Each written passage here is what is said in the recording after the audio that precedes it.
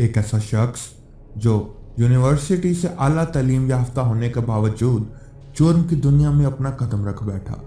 ایک ایسا شخص جو 2 دہائیوں تک سندھ پر خوف و ہراس کی علامت بن کر منڈلاتا رہا۔ ایک ایسا شخص جو جاگیردارانہ نظام کے خلاف کھڑا ہونے کے لیے جرم کے راستے پر چلنے پر مجبور کر دیا گیا۔ یہ شخص کون تھا، کہاں سے آیا تھا، اس کے مقاصد کیا تھے اور اس کا انجام کیا ہوا، یہ سب جاننے کے لیے بنے رہیے اس ویڈیو میں۔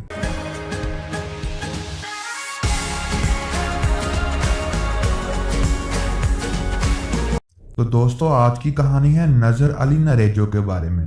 یہ شخص 1966 میں سندھ کے ایک علاقے خیرپور میں پیدا ہوا۔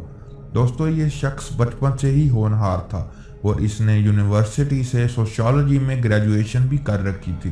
اس کے والد، جن کا نام رب راکھیو نریجو تھا، وہ بھی ایک پڑھے لکھے انسان تھے۔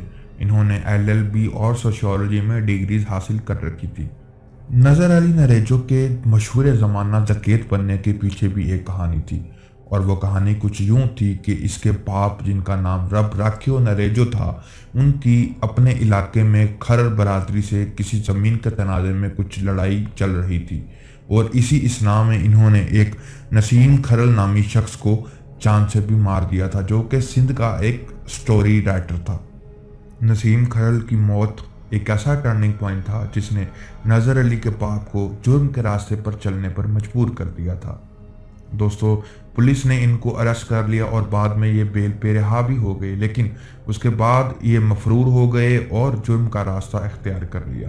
یہ مختلف ڈکیتیوں میں شامل رہے اور نظر علی بھی ان کاموں میں جو کہ جرائم سے ریلیٹڈ تھے اسسٹ کیا کرتا تھا۔ دوستو، بعد میں ایک انکاؤنٹر کے دوران اس کے والد کا انتقال ہو گیا۔ پتہ یہ چلا کہ جاگیردارانہ انفلوئنس کی وجہ سے اس کے باپ کو مار دیا گیا۔ اس کے بعد نظر علی نے پیچھے مڑ کر نہیں دیکھا۔ اس نے جرم کا راستہ اختیار کر لیا اور ایسا گہرا کیا کہ بعد میں اس سے واپس آ نہ سکا۔ نظر علی سندھ کا ایک بدنام زمانہ ڈکیت بن گیا۔ یہ 2 دہائیوں تک یعنی 20 سالوں تک سندھ میں خوف و ہراس کا سمبل مانا جاتا رہا۔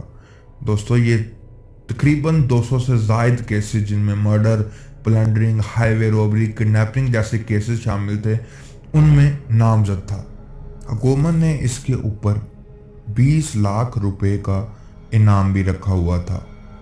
دوستو، پھر ایک گرینڈ آپریشن SSP سکھر کی طرف سے کیا گیا، جن کا نام تنویر احمد دونیو تھا۔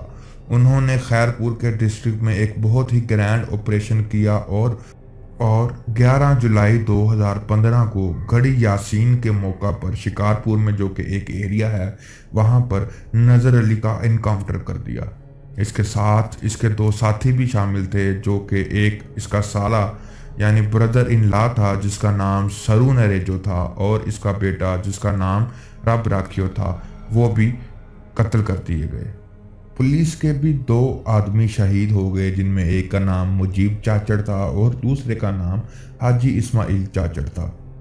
دوستو، ایک رپورٹر جب اس کے پاس اس کی رپورٹنگ کرنے کے لیے گیا تو اس سے یہ سوال کیا گیا کہ وہ ایک بھکاری کا پیالہ اپنے ساتھ کیوں رکھتا ہے۔ تو نظر علی نے جواب دیا، جو کہ بہت ہی عجیب سی لوجک کا جواب تھا، کہ میں جو بھی کھانا کھاتا ہوں وہ پہلے اس پیالے میں ڈالتا ہوں۔ اگر تو وہ کھانا زہریلا ہوا تو یہ پیالہ ٹوٹ جاتا ہے، اور اگر نہیں تو پھر میں اس کھانے کو کھاتا ہوں۔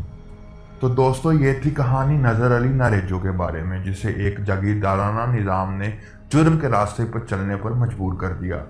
دوستو، اسی طرح کی اور مزید سچی اور سنسنی خیز کہانیاں جاننے کے لیے ہمارے چینل کو سبسکرائب کیجیے اور لائک بھی کیجیے۔